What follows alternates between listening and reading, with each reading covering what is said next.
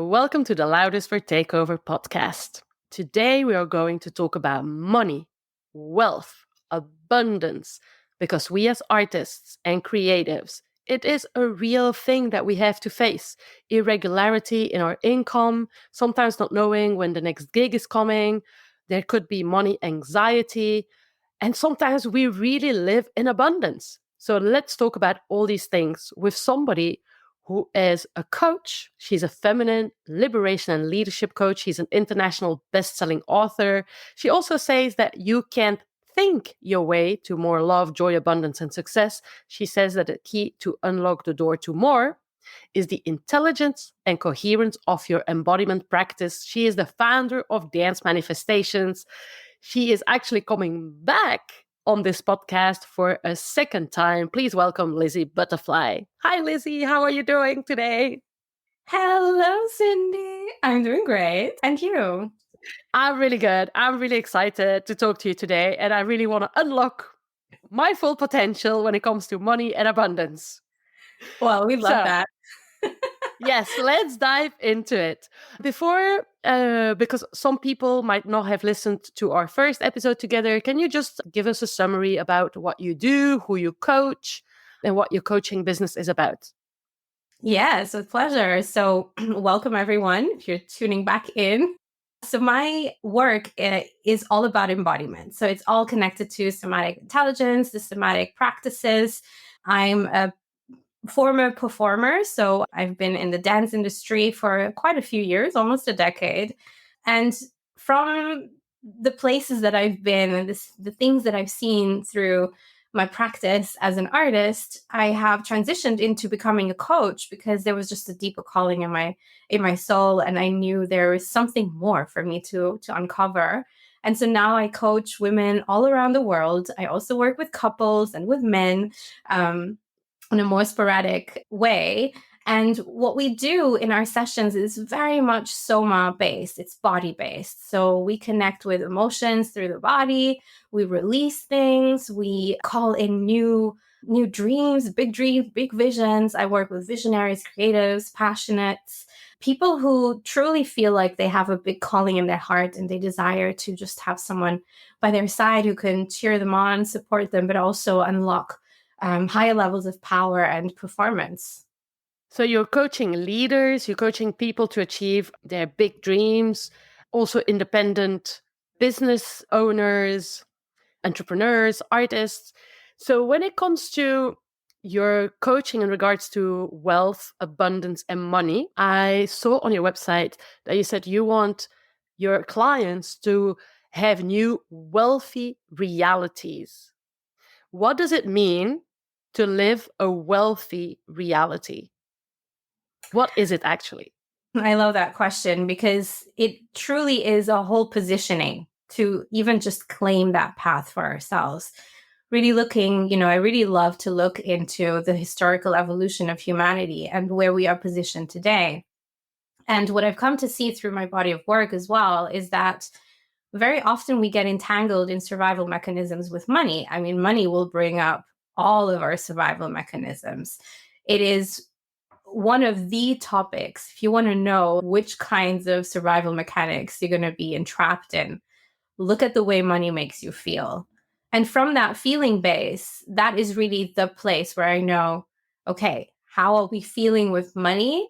And how can we leverage that feeling, sensed base, that state of being with money and abundance, so that we can just claim more, right? So the topic that you asked me to talk about today is truly dear to my heart because I know what it's like to be an artist and counting my last cents every month and making sure that, I get my bills covered and all of that and all of the adjustments we have to make to just financially get through this sometimes very challenging path that we've chosen for ourselves. And most of the time we've chosen this path because we have a heart in there, right? Like we love it. We desire to expand through it. It's a higher calling than what we know. And before we know it, we have to put on 2 caps, 3 caps, 3 different kinds of roles that we have to leverage as artists, right? We're not just the artist and the creator. We also, need to run a business. We need to sell our art. We need to think about how people will perceive us. We need to leverage our marketing. We need to leverage our communication. We need to leverage so many skills, right? I truly feel that artists are, unless you would be working for a company. And even if you were working for a company, you would still have that personal story and that personal brand that you also want people to feel when you're on stage. And it truly baffles me that money just seems to be this thing that we all want, but we don't really know how to hold it, how to have it, how to leverage more out of it.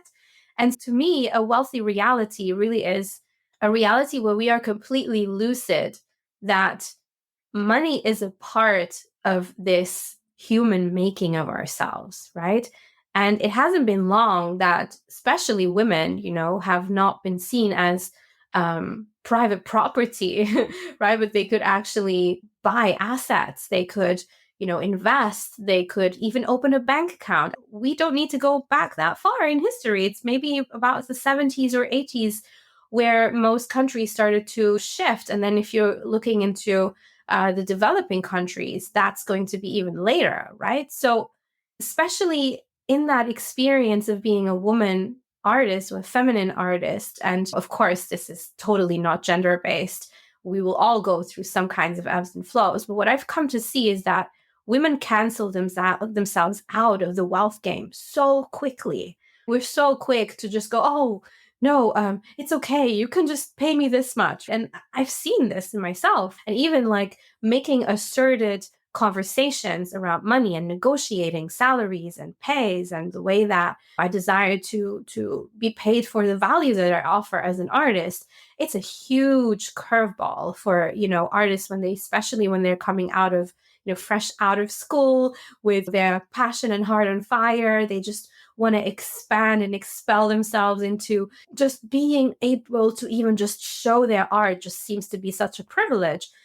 And at some point, I feel like it is important that we address this theme and this topic, because if you really want to break through as an artist, finances will be a huge theme on your path. You can't really break through as an artist without even getting in touch with that topic. I know it's a bit of a sensitive topic, and at the same time, there is so much potential, right? And I feel like the potential runs all the way back into our soma, all the way back into these nervous system reactions that we have with money, right? If we're freezing before asking for a pay rise, or we were in the fight syndrome where we're just like working so hard without having anything coming back to us, and so on. I mean, this is a huge conversation. So I feel like having a wealthy reality truly begins with the lucidity that you can have one. And then from that place, understanding, okay, so where are my pockets of tension when it comes to abundance, money, and financial literacy? And even through the energetics, like how does the energy and the currency of money actually flow? And that's really the place where I've done a huge excavation in my own life, and I now continue to do so with my clients and also with myself, because here's the thing, like your money wounds, they keep growing along with you until you release them. One of the things that I love to say is that money anxiety doesn't actually go away with more money. And that's really something that I've come to see in my personal life. And I now see when I work with clients and having them make shifts from 10K months to 15K months, it like we still will bump into the same kinds of patterns and survival mechanisms that these people often had, at a very lower standpoint with their finances. You said so many things. There are so many things I want to bounce back from. So I'm just thinking maybe we can first talk about the roots of why artists struggle with money. And then later on, we can see how we can unlock certain parts. And then perhaps we can talk about the results that you've seen happening in your business or people that you've coached. So can we first maybe talk more about why artists are struggling with money? You're talking about survival mechanisms. what are the survival mechanisms that you can really see define artists? You talk about money wounds. What are the money wounds that creatives usually carry? Yeah, I mean, there are many things that we could touch upon here. Like, because alone, if we're looking at the four basic survival mechanisms of fight, freeze, flight, and fawn, you could literally just go and find all kinds of symptoms around this. What I've come to see that especially dancers actually have is this fawn um, survival mechanism, and also a little bit of freeze, but mostly fawn, because we are so good at showing a face and being another. And you probably know this, Cindy, when we step on stage, we forget about like whatever's happened in our personal lives, it just gets left in the backstage and we have to perform and crush it. And so in a way, that incredible skill also brings dancers and performers very often into that fawn response, which is, when we're faking that everything's fine, it's okay, right?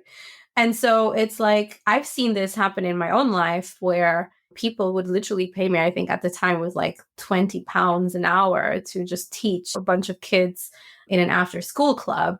And I'd be like, great, this is amazing. And deep down thinking, oh my God, what am I doing? This can't be it. Like, I can't possibly be surviving on this. Like, alone, a travel ticket through London already costs that much. So I wasn't even covering my travel expenses. I wasn't even covering, not even lunch, let alone think about the bills at the end of the month. Right. And so it's interesting that we could literally just go into that fawn response and analyze, okay, so why is it that we go into this fawn response exactly? And when we truly trace back, it doesn't just link up with our incredible skill set of being performers, but we can trace it all the way back into childhood. Very often we have seen, our parents in a certain financial situation, and we have kind of picked up on those programs and realized, oh, okay, so this is how the big ones do it. This is how the adults do it. This is how I'm supposed to do it too. And I've definitely noticed and witnessed my parents go into fawn responses, right? Like, my parents come from a rather modest income stream. And my mom was a cleaner, my dad was an electrician. And it's like in these lower classes of society in that way where we see our parents. And I mean, I've had huge impressions around money. And so it took me all the way until my late 20s to even just realize that, fawning £20 an hour was not going to satisfy me to the fullest and not even cover my basic needs. That's huge, right? So I feel like, as artists, we also, because we're driven by passion and by our heart, we very often link, into that emotional nervous system. And it's like, we just want to be happy doing whatever we're doing, whatever it takes, right? And so we maybe sometimes accept certain treatments and accept certain ways of being looked at as, a commodity, as some kind of object, right? You fit into that group, you link into that group the way that we thought, you seem to have like the perfect size for the costume, so let's just take you, right?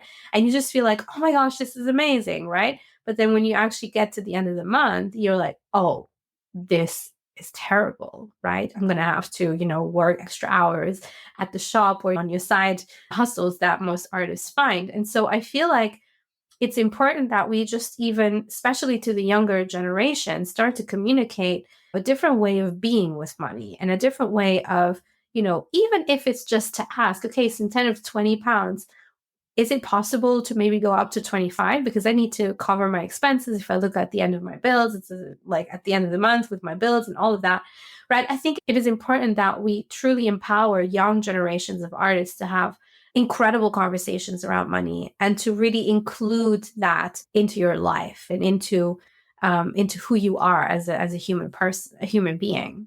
And so you're talking about this feeling. Is it enough to just work on feeling? And if so can you maybe give an example of how you worked with a client to change that feeling and something shifted? Yeah, for sure.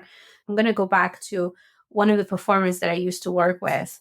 And she was also a yoga teacher and was running retreats alongside also being a performer. So she was like on and off. And one of the main like standpoints for her was that there was this terror of losing whenever she would, have more money, because, she was just used to these feast or famine cycles. And it's almost like she didn't even know what it would feel like to have a steady stream of income, and what it would feel like to have huge influxes of money coming through from her passions and from the things that she really loved doing. So sometimes it's in that feeling sensation. You can already locate, oh, there's a discomfort with actually having and holding the money. And for her specifically, what I feel now thinking back was that, it wasn't just the wounding of not knowing how to hold more.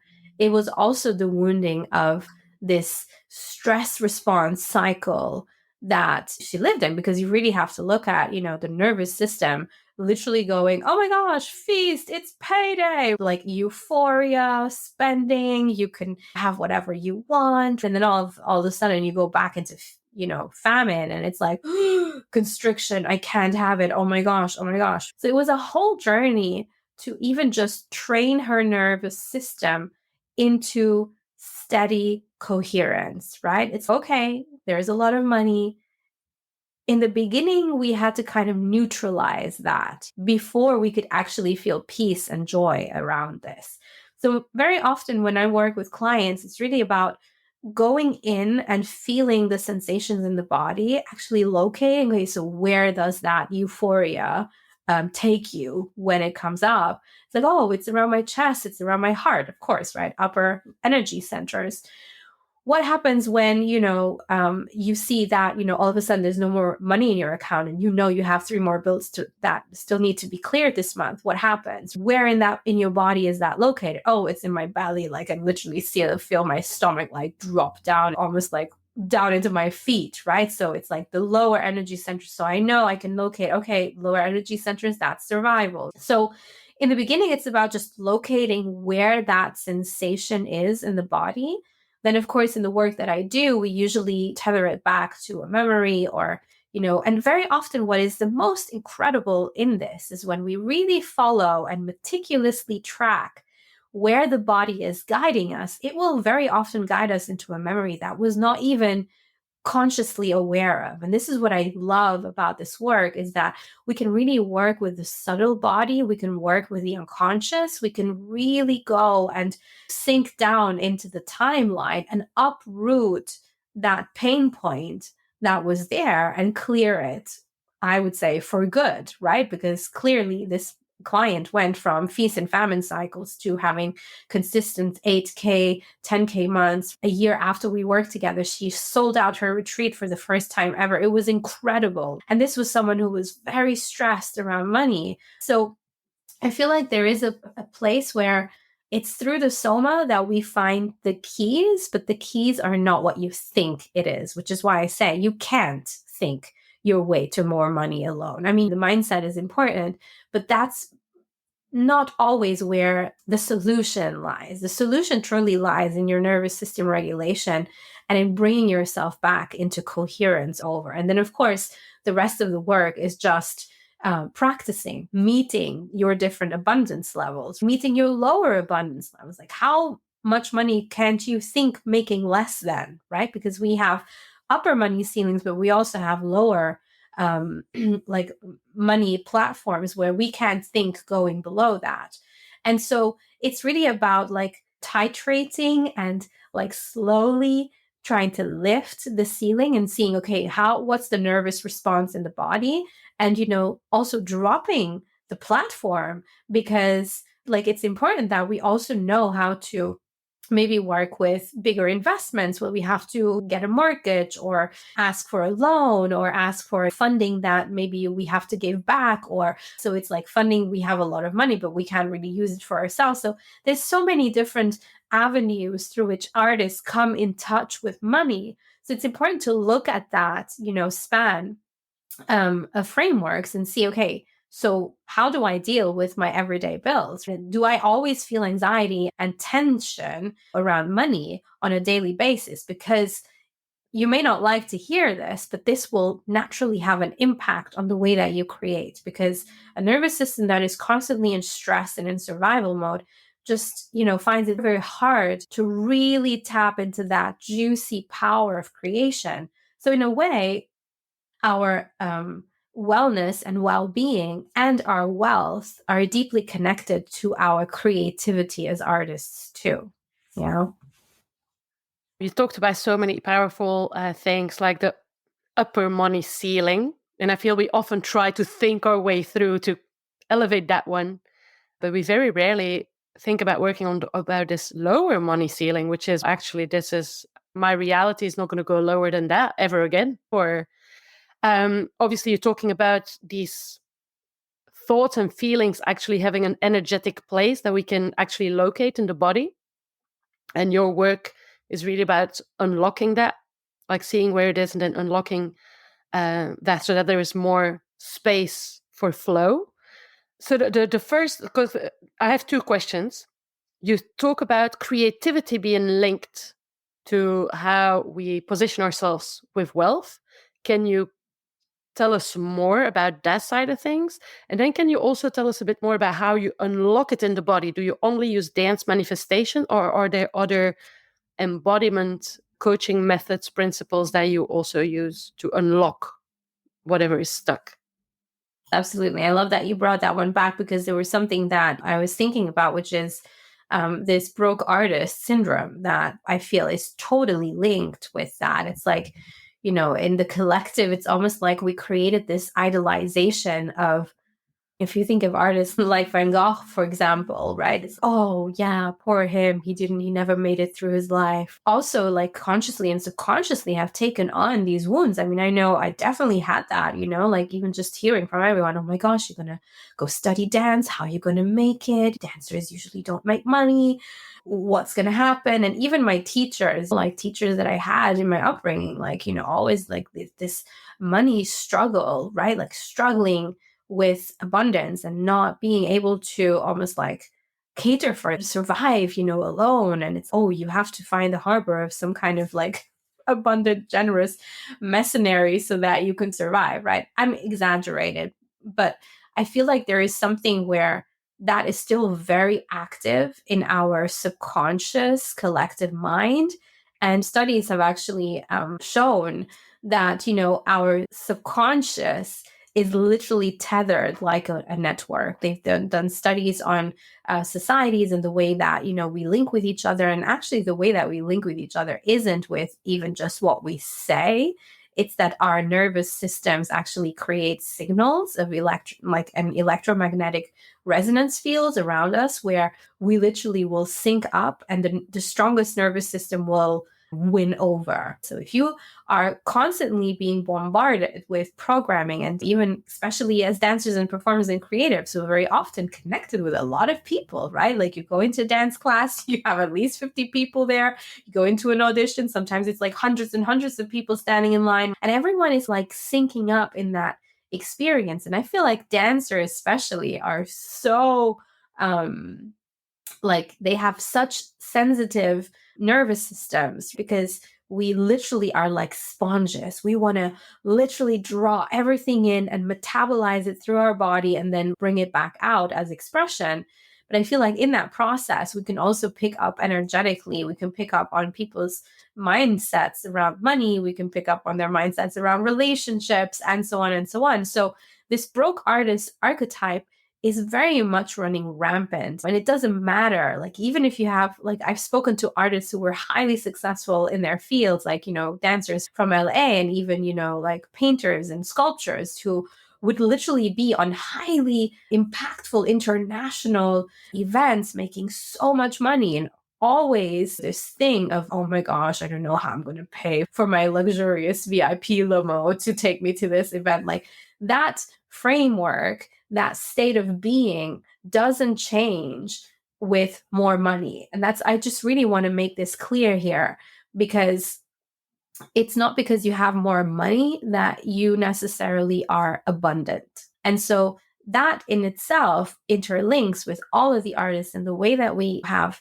this lucidity around money. And I mean, like, the ceiling is so much higher. Like, there's a whole world out there where you could literally position yourself as, okay, I'm an artist in this world, and I choose to have an abundant mindset. I choose, right? It's like coming back to this identity and locating and defining for yourself, which kind of artist do you desire to be? Which kind of creative do you desire to be? And which kind of relationship do you desire to have with money and abundance? How do you desire to see and look at money and abundance? Do you desire to look at it as something that is always, leaving you hanging like a lover who just like kind of comes in and leaves again?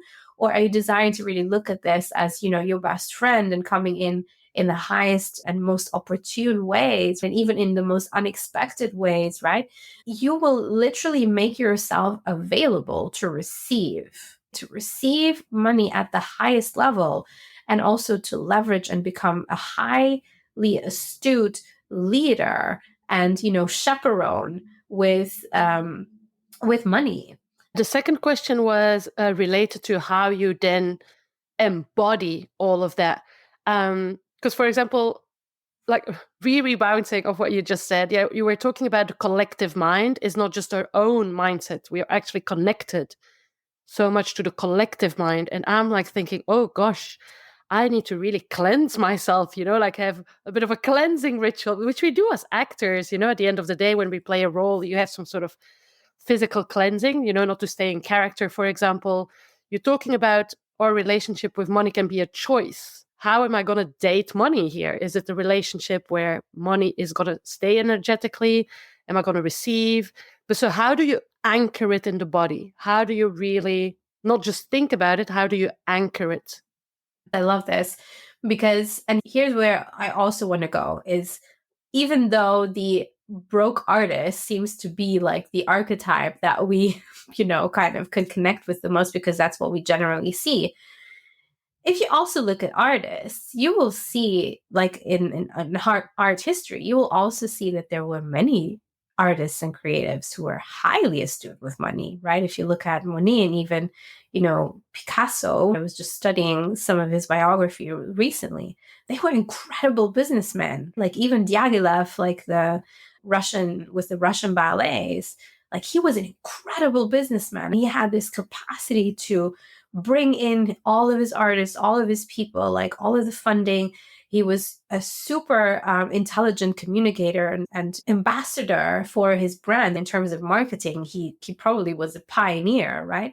So I feel like we can also learn and become critical a little bit and learn that actually there are all these people who did have incredible amounts of money and who knew how to deal with money at a higher level, right? Even if you look at today, like Cirque du Soleil, for example, they have a huge, like, I think they now have multiple campuses all over the world where they literally, have artists coming in from all over the world, and everyone, like it's a huge machine, right? And so it's really about connecting with those and really looking at different ways on how there are actually artists who have incredible skill sets with money. How do they do it? And why can't that be you? Why wouldn't you be the one who is successful and highly connected with money in that way? I feel it is important to position ourselves as that as well. And again, coming back to that decision, and not just the decision, but also feeling then, okay, so if I was powerful with money and abundance, if money was always coming in the right ways, what would I feel and look like? How would I hold myself in this world? Who would be the people that I would talk to? How would I have conversations about money? Would I maybe ask for a pay rise and negotiate my salary immediately because I know I have a big mission on the other end? And it's like we will not make the same compromises. That's what I feel. When we really decide and we become clear what that state of being of abundance is for us and what that means for us as creatives and artists, we just will not have the same conversations. And that's a good thing. And me coming from a physical theater background, just you saying, hey, if money was in my life, if money, was flowing in, how would I stand? How would I walk? How would I hold myself? And I'm like, ooh, actually, as a physical theater artist, I'm already analyzing this character, right? That is being wealthy. And I'm like, yeah, I would walk differently, or so on top of your dance manifestation that you explained already in the first episode, I feel those are small little physical changes that we can bring into our lives to unlock these energies that are stuck. Also, like, journaling, you can, dance, you can literally stand. I loved, for example, as a dancer, just before going into interviews, about job positions, I would love to just go to the bathroom and stand in a power pose and like channel that experience into my body, or listening to a certain type of music that makes me feel joyful and connected with all of life, right? Before I would go into auditions. And it's crazy because that stuff really worked. I didn't know at the time, like I wasn't linking it necessarily with that. But there are things that we can definitely do in order to get us into that high impact energy, right? Especially if you feel like, you go into fear and freeze responses. It could be very helpful maybe in the morning before your big event or your big conversation that you're about to have, to, I don't know, prowl around like a predator and try to like rip apart your thoughts and your limiting beliefs about yourself and about the things that you are, like, the monkey mind that kind of creates all of these stories that, people will reject you and won't love you and whatever. And then instead you rip them apart like bait, and you would literally like satisfy yourself, come back to a certain level of connection and joy and pleasure, right? Because I feel like money is not just something on the outside. It actually lives and breathes through us. And that state of being truly is where I know that energetically, that's where we sync up into coherence and we bring in more. Love it. Love the visualization part of all what you described. When we were talking about making this episode, you also talked about the fact that we often dismiss the signs of success. Could you talk a little bit more about that and how that impacts our relationship to wealth? So there is this thing that I love to to talk about, which is post-traumatic success disorder. So it's like PTSD, like post-traumatic stress disorder. It's actually post-traumatic success disorder.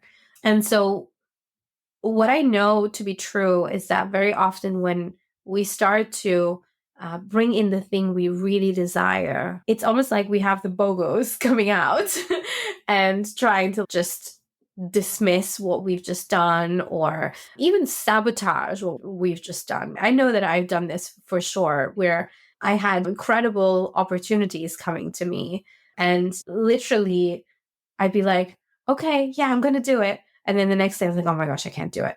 And then I literally would cancel it because now I know my nervous system wasn't prepared to hold high levels of success. So it's like, we keep ourselves under this certain ceiling. And it's like every time that something goes slightly over, it's like we get overwhelmed and then we dismiss it, or we won't show up to that audition, although we know we should really go there, right? Or we find some kind of excuse.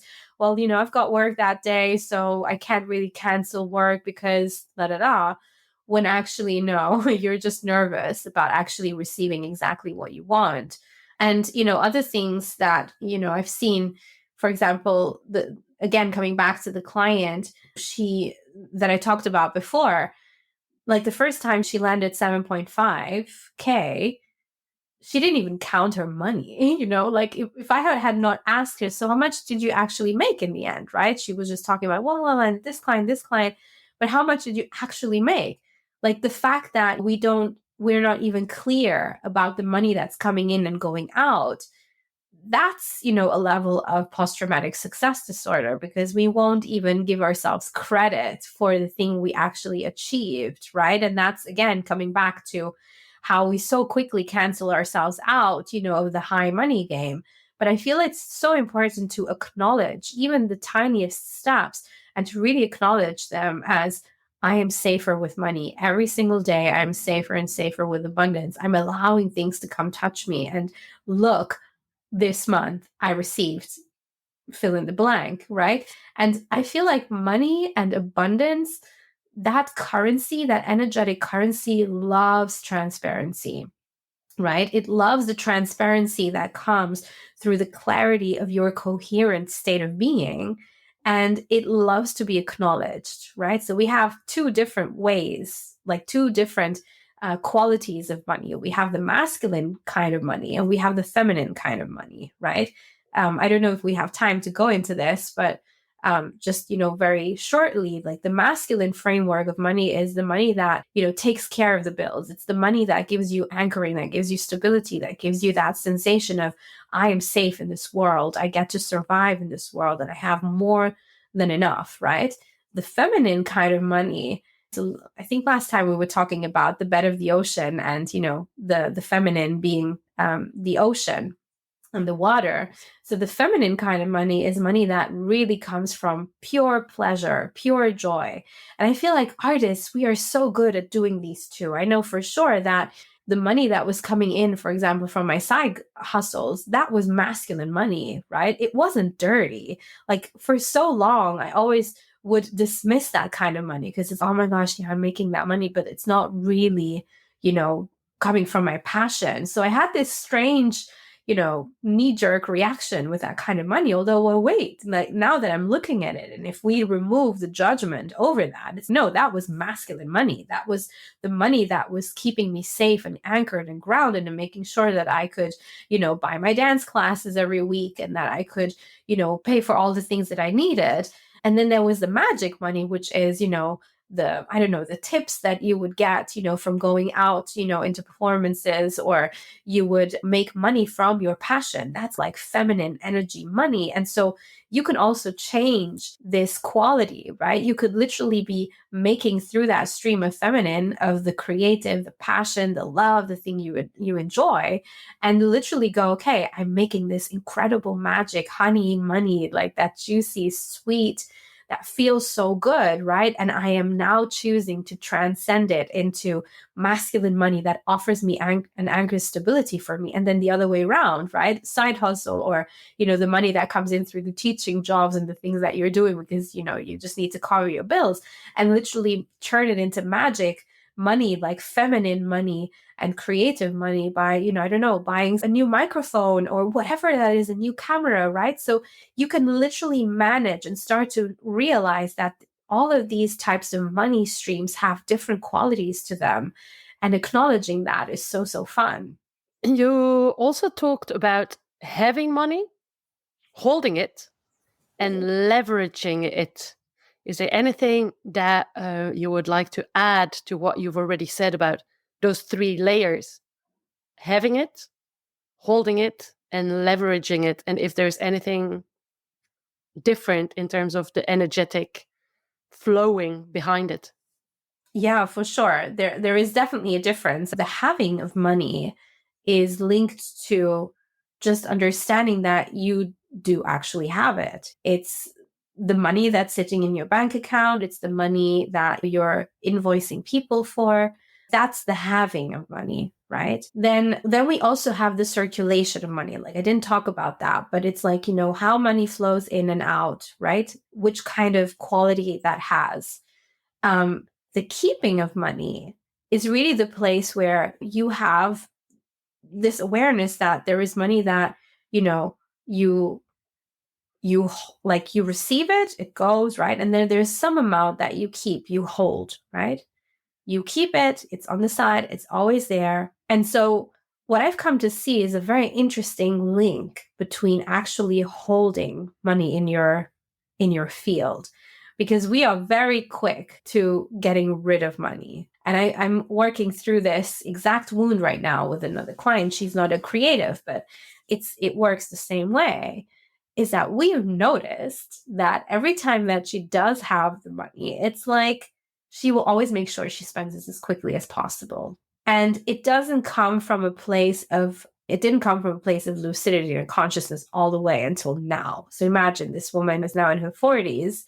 She's never even had the acknowledgement that she could even hold the money or hold the money for longer.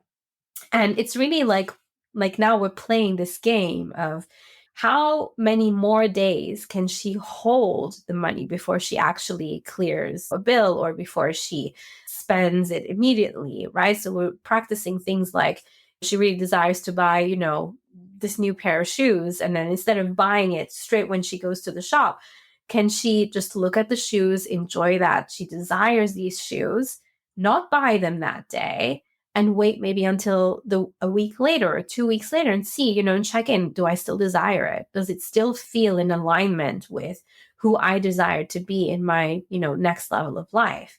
So that's really how we can play with holding money, experiencing that sensation, and also experiencing the nervous sensation with, oh my gosh, it's there. What am I going to do with it?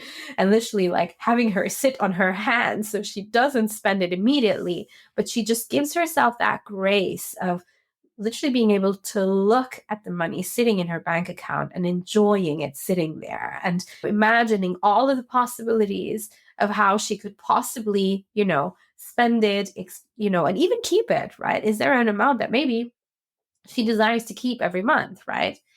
And then the leveraging of money really is about understanding where you can put your money with intention so that it yields back more. So here we could, talk about investing opportunities, but also, just I feel like artists in general is okay. So there is this bigger dream that I have, which is, I don't know, I'm just thinking of you, Cindy, as an actress, like making, short movies, right? Okay, so to make short movies, you will need equipment. Okay. So you will then maybe start to create like a pocket in your bank account where it's going to be for that purpose, and then reinvesting it later so it can leverage back for you. Because, of course, if you then have camera equipment, you could not just use it for yourself, but you could also maybe share it with other artists, or, you could create better quality, right? So that's the leveraging of money. It's how to use money for the purpose of creating more value and creating more revenue streams. Because of course, if you have a different equipment, you'll be able to, maybe even hire someone, to help you with the camera, or maybe you'd be more likely to be placed into projects. So there's just a way on how we can see and look at how money can create more of itself, right?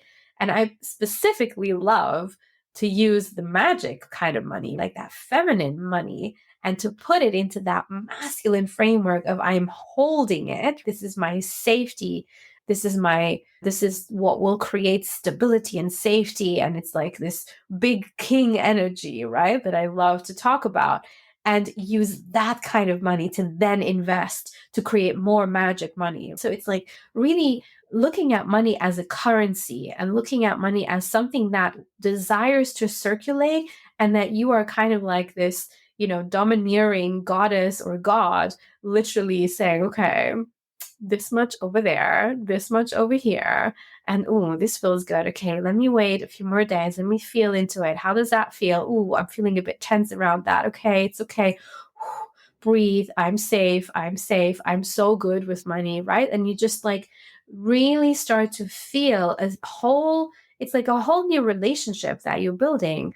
And I feel like money really is like a partner to me now. It is like a lover, like my best friend who literally just desires for me to have more love and more abundance and more of the good things and more of the magic. Absolutely love how you're presenting it, like the visualization of it. Also, just the flow between masculine and feminine energy of money, and how we just have to have both in life, but how we go from one to the other, and just the playfulness that you add to it, because that playfulness is so important, to not be stuck in our anxieties, but just be playful with it and give a lighter tone to it. Oh my gosh, yeah. The playful energy is where the inner child really releases. It's coming back to that transcendental experience that we talked about on the first podcast together. It's coming back to this innocent childhood play. And in that innocent childhood play, we really start to tap into our zone of genius. And that's where really cosmic love, cosmic creation really comes to touch us and bless us. It's a fabulous, fabulous way to look at it. So thank you for pointing that out, Cindy. So we talked a lot about becoming energetically, financially literate. So those are the words that you use. Is there anything that I haven't yet touched upon and that you're like, Cindy, we cannot leave the podcast without talking about this in order to become energetically, financially literate? Wow, that's an incredible question. We have talked about so many things. I feel like, yes, there is actually. There is a place where we have this triangulation, right?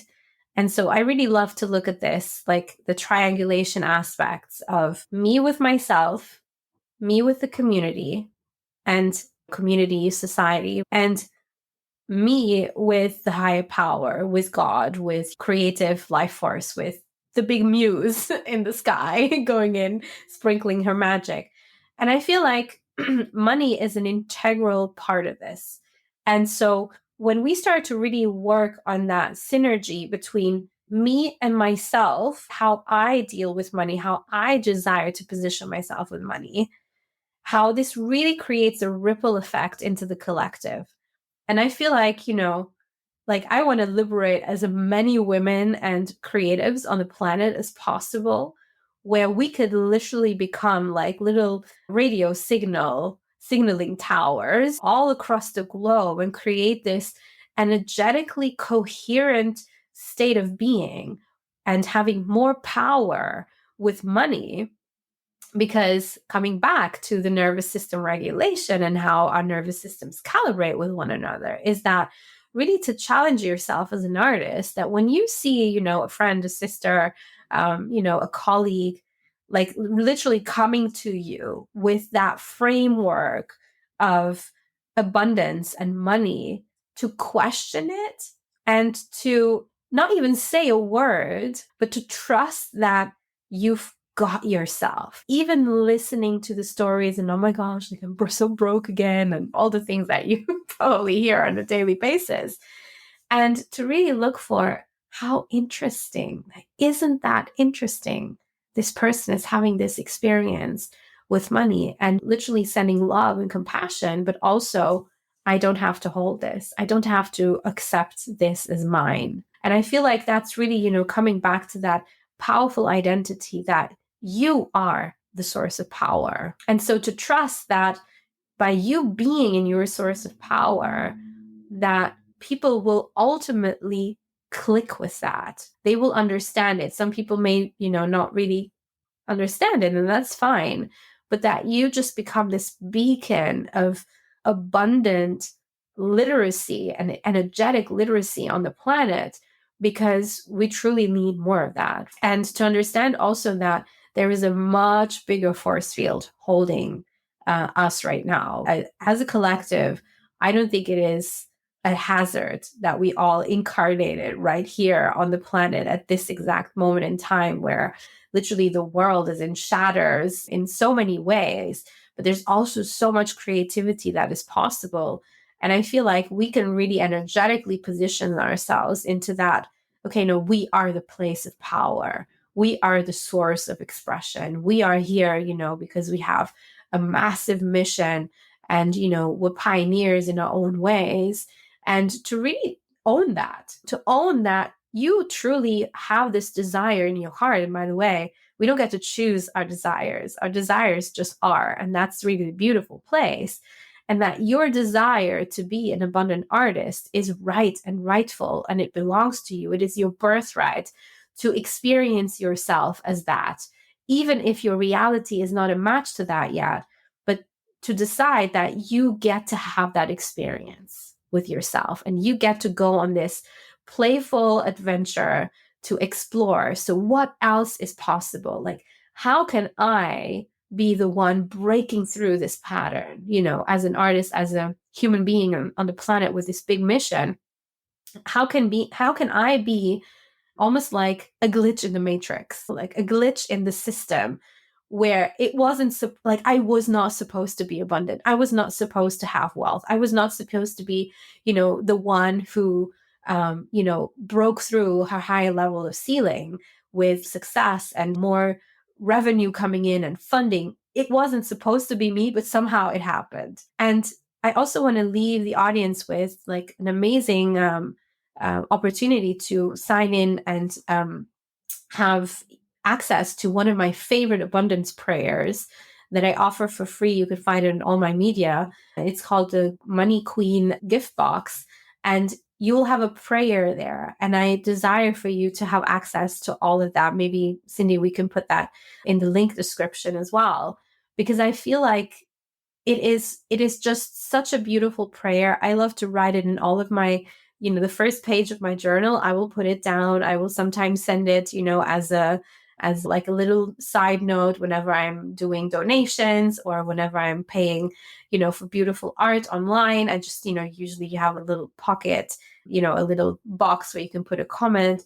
I very often love to spread that abundance prayer because I feel like it takes a moment of prayer. It takes a moment of introspection to connect with that force field of abundance that truly is just coming in, trying to find you in the most extraordinary ways. And I would love the audience to have access to that. Thank you so much, Lisy, for all of this. Can you share eventually an example or two of results that some of your clients have had or things that shifted within you? So a quick before and after, and also, maybe different embodying methods that they used, with you in order to create that change in their lives.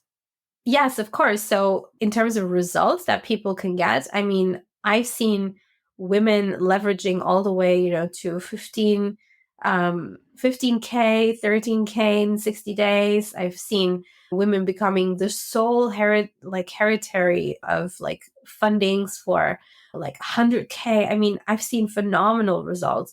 One of the things that I find the most beautiful is that when women truly understand like the way that money comes in for them, and there is a very unique pathway for each and every single one of us, there is just so much joy and love involved, and it creates freedom and liberation because I really feel that money is an amplifier. Money amplifies who you already are.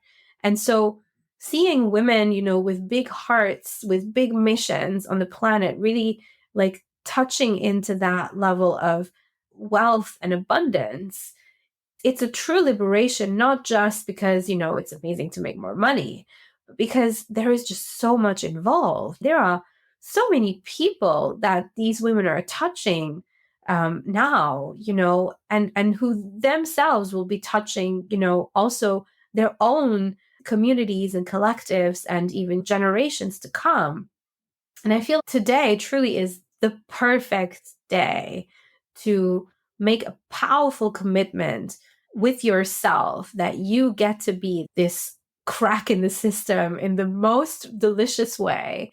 And that for some reason, the abundance of the world just starts to come towards you. Not even because it's nice for you to make more money, but because there's a whole collective, there's a whole group beyond you that is literally just waiting for you to tap into that so you can be more of yourselves. And I feel like that's really what I've come to see is that the women that I work with, it isn't just about making more money at all. It's actually about tapping into higher levels of expression and liberating their voices to a place where they actually get to be seen as the most coherent, authentic, fully expressed version of themselves. And that is incredible. I just love that. I just truly, this is what gets me up in the morning. It's just to see women and incredible humans win at life in a big way, and having them really drop into their hearts, into that deeper place where, nobody needs to know, but they know. And when they know, that's the fun part. That's when the adventure truly begins. Thank you so much, Lisy. I'm going to re-listen to this episode over and over again. I already made loads of notes for myself. So I feel very enriched in my heart and in my soul. So we will obviously put the prayer that you talked about in the show notes. And other than that link that will be in the show notes, where can people find you on social media if they want to get in touch with you, see more about your work, or eventually get you as a coach? Oh, yes, with pleasure. So they can find me on lizybutterfly.com or on all the medias. I'm under the handle at Lisy Butterfly. So it's very easy to find me. I'm most active on Instagram and Facebook. Awesome. Thank you so much, Lizzie. And I will definitely keep you up to date about how I will be flying as, an abundant, energetic bubble, not just for myself, but also because you brought it so beautifully up, like how we can also shine that abundance on the world and create ripple effects in that sense. And that was really beautiful. Oh my gosh, I love that for you. And yes, that's who you really are. And thank you for having me. Such a pleasure to have this conversation with you.